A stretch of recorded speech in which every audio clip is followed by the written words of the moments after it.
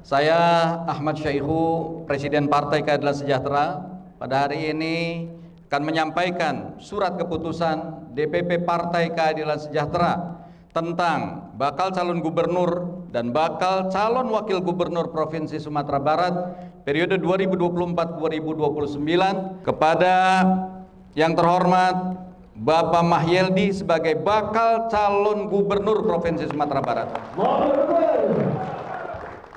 dan kepada Bapak Fasko Ruseimi sebagai bakal calon wakil gubernur Provinsi Sumatera Barat. Dengan ini saya serahkan.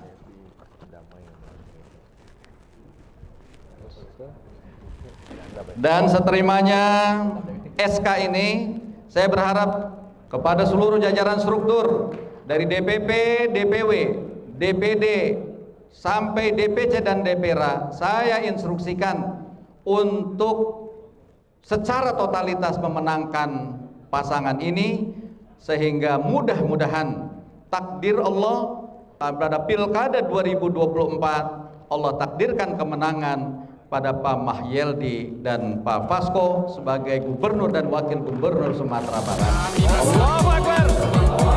Merdeka!